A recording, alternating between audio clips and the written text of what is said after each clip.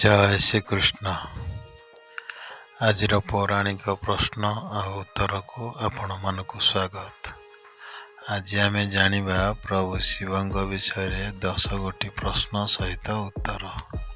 ତାହେଲେ ଚାଲନ୍ତୁ ଡେରି ନ କରି ଯିବା ଆଜିର ପ୍ରଥମ ପ୍ରଶ୍ନରୁ। ଆଜିର ପ୍ରଥମ ପ୍ରଶ୍ନଟି ହେଉଛି, ଭଗବାନ ଶିବଙ୍କର ପିତା କିଏ? Option A Brahma, option B Vishnu, option C Daksha Prajapati, option D କେହି ନୁହେଁ।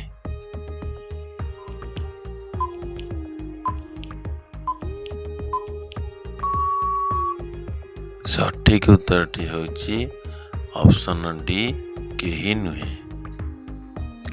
କେତେକ ପୁରାଣରେ ବର୍ଣ୍ଣିତ ଅଛି ଯେ ଭଗବାନ ଶିବଙ୍କ ପିତା ଅତ୍ରି ଋଷି ବୋଲି, କିନ୍ତୁ ସାଧାରଣତଃ ହିନ୍ଦୁ ଧର୍ମ ଅନୁସାରେ ଭଗବାନ ଶିବ ସ୍ୱୟଂଭୂ ଅର୍ଥାତ୍ ତାଙ୍କର କୌଣସି ସାଧାରଣ ପିତାମାତା ନାହାନ୍ତି। ବ୍ରହ୍ମା ସୃଷ୍ଟିକର୍ତ୍ତା, ବିଷ୍ଣୁ ପାଳନକର୍ତ୍ତା, ଶିବ ସଂହାରକର୍ତ୍ତା। ଏହି ତ୍ରିଦେବ ହେଉଛନ୍ତି ଶିବ ମୂର୍ତ୍ତିର ଅଂଶବିଶେଷ। 2 ନମ୍ବର ପ୍ରଶ୍ନଟି ହେଉଛି, ଶିବଙ୍କ ନୃତ୍ୟ ରୂପ କେଉଁ ନାମରେ ପରିଚିତ? Option A Mohini, option B Nataraj, option C Varaha, option D Nrusingha.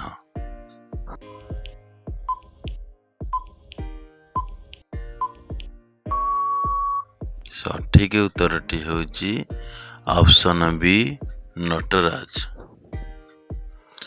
Nataraj ରୂପରେ ଶିବ ସୃଷ୍ଟି, ସଂହାର, ଲୟ ଓ ପୁନର୍ଜନ୍ମର ନୃତ୍ୟ କରୁଥିବାର ପ୍ରତୀକ ଅଟେ, ଯାହାକୁ ଶିବଙ୍କ ତାଣ୍ଡବ ନୃତ୍ୟ ମଧ୍ୟ କୁହାଯାଏ।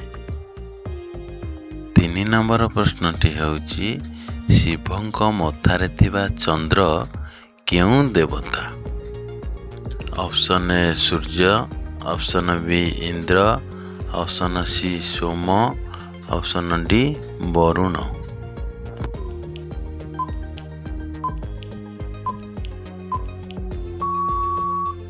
ସଠିକ୍ ଉତ୍ତରଟି ହେଉଛି ଅପସନ୍ ସି ସୋମଦେବ।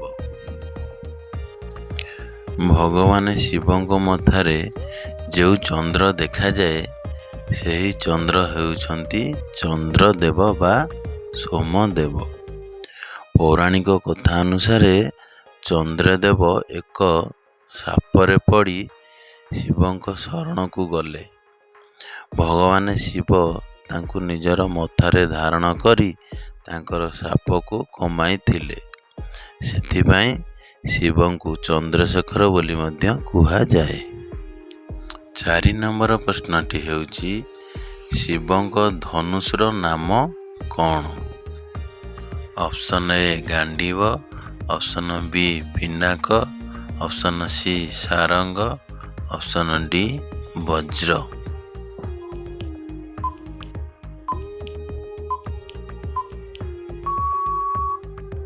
ସଠିକ୍ ଉତ୍ତରଟି ହେଉଛି ଅପସନ୍ ବି ପିନାକ।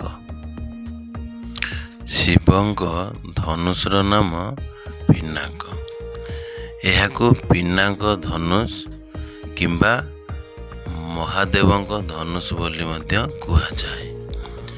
ରାମାୟଣରେ ଏହି ପିନାକ ଧନୁଷ ଭଙ୍ଗ କରି ଶ୍ରୀରାମଚନ୍ଦ୍ର ଦେବୀ ସୀତାଙ୍କୁ ବିବାହ କରିଥିଲେ। 5 ନମ୍ବର ପ୍ରଶ୍ନଟି ହେଉଛି, ଶିବଙ୍କ ଗଳାରେ କେଉଁ ମାଳା ଥାଏ? ଅପସନ୍ ଏ ସ୍ୱର୍ଣ୍ଣମାଳା, ଅପସନ୍ ବି ରୁଦ୍ରାକ୍ଷମାଳା, ଅପସନ୍ ସି ମୁକ୍ତାମାଳା, ଅପସନ୍ ଡି ହୀରାମାଳା।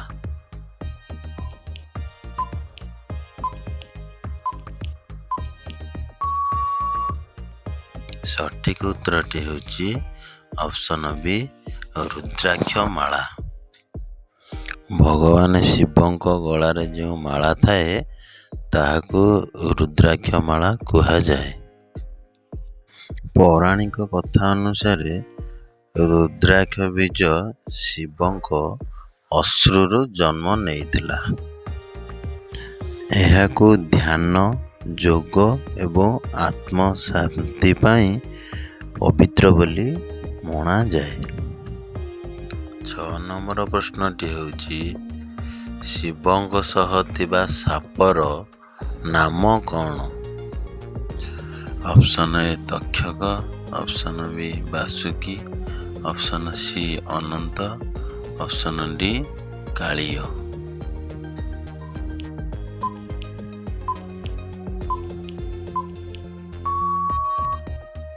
ସଠିକ୍ ଉତ୍ତରଟି ହେଉଛି ଅପସନ୍ ବି ବାସୁକି।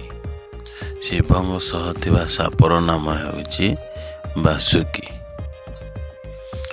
ବାସୁକି ନାଗ ହେଉଛନ୍ତି ନାଗଲୋକର ଏକ ପ୍ରମୁଖ ନାଗରାଜ, ଯିଏ ଶିବଙ୍କ ଗଳାରେ ହାର ଭଳି ବସିଥାନ୍ତି। 7 ନମ୍ବର ପ୍ରଶ୍ନଟି ହେଉଛି ଭଗବାନ ଶିବଙ୍କ ବାହନ କିଏ? Option A Garuda, option B Nandi, option C ଉଷ୍ଟ୍ର, ଅପସନ୍ ଡି ହଂସ।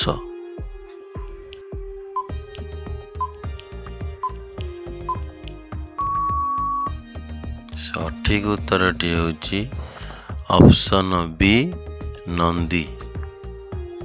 ନନ୍ଦୀ ହେଉଛନ୍ତି ଶିବଙ୍କର ପ୍ରିୟ ଭକ୍ତ ମଧ୍ୟରୁ ଜଣେ। ନନ୍ଦୀଙ୍କୁ ଶିବଲିଙ୍ଗର ଠିକ୍ ସାମ୍ନାରେ ରଖାଯାଇଥାଏ। 8 ନମ୍ବର ପ୍ରଶ୍ନଟି ହେଉଛି ଶିବଙ୍କ ଲିଙ୍ଗ ପୂଜା ପ୍ରଥମେ କେଉଁ ପୁରାଣରେ ବର୍ଣ୍ଣିତ? Option A Vishnu Purana, option B Shiva ପୁରାଣ, ଅପସନ୍ ସି ଭାଗବତ ପୁରାଣ, ଅପସନ୍ ଡି ବ୍ରହ୍ମାଣ୍ଡ ପୁରାଣ।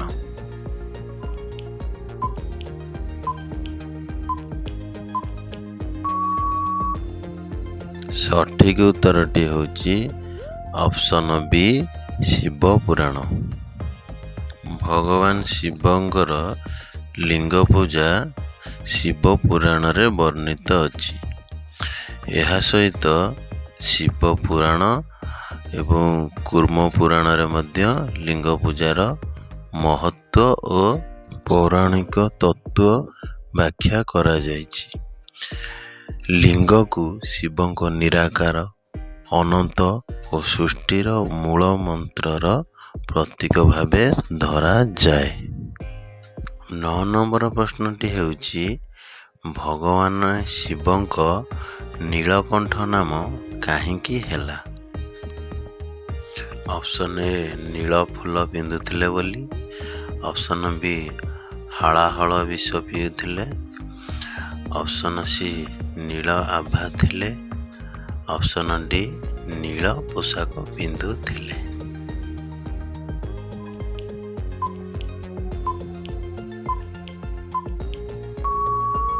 ସଠିକ୍ ଉତ୍ତରଟି ହେଉଛି ଅପସନ୍ ବି ହାଳାହଳ ବିଷ ପାନ କରିଥିବାରୁ ଶିବଙ୍କୁ ନୀଳକଣ୍ଠ ବୋଲି କୁହାଯାଇଥିଲା। ପୁରାଣ କଥା ଅନୁସାରେ ଦେବତା ଓ ଅସୁରମାନେ ସମୁଦ୍ର ମନ୍ଥନ କରୁଥିବା ବେଳେ ସମୁଦ୍ରରୁ ଭୟଙ୍କର ବିଷ ହଳାହଳ ବାହାରିଥିଲା। ସେହି ବିଷ ଏତେ ଭୟଙ୍କର ଥିଲା ଯେ ସମଗ୍ର ସୃଷ୍ଟିକି ନଷ୍ଟ କରିପାରିଥାନ୍ତା। ସେଠାରେ ଶିବଙ୍କର ତ୍ୟାଗ ଥିଲା ଯେ ସମସ୍ତଙ୍କୁ ରକ୍ଷା କରିବା ପାଇଁ ଭଗବାନ ଶିବ ସେହି ବିଷକୁ ପାନ କରିଥିଲେ, କିନ୍ତୁ ମାତା ପାର୍ବତୀ ତାଙ୍କର ଗଳା ଧରି ନେଇଥିଲେ, ଯାହାଫଳରେ ବିଷ ଶରୀରକୁ ନ ଯାଇ ଗଳାରେ ଅଟକି ଯାଇଥିଲା। ସେହି କାରଣରୁ ଶିବଙ୍କ ଗଳା ନୀଳବର୍ଣ୍ଣ ହୋଇଯାଇଥିଲା, ଯେଉଁଥିପାଇଁ ତାଙ୍କୁ ନୀଳକଣ୍ଠ ବୋଲି କୁହାଯାଏ। ଆଜିର 10 ନମ୍ବର ପ୍ରଶ୍ନଟି ହେଉଛି ଶିବଙ୍କ ତାଣ୍ଡବ ନୃତ୍ୟ କେଉଁ ଭାବକୁ ପ୍ରତିନିଧିତ୍ୱ କରେ? ଅପସନ୍ ଏ ସୃଷ୍ଟି, ଅପସନ୍ ବି ପାଳନ, ଅପସନ୍ ସି ବିନାଶ, ଅପସନ୍ ଡି ଆନନ୍ଦ।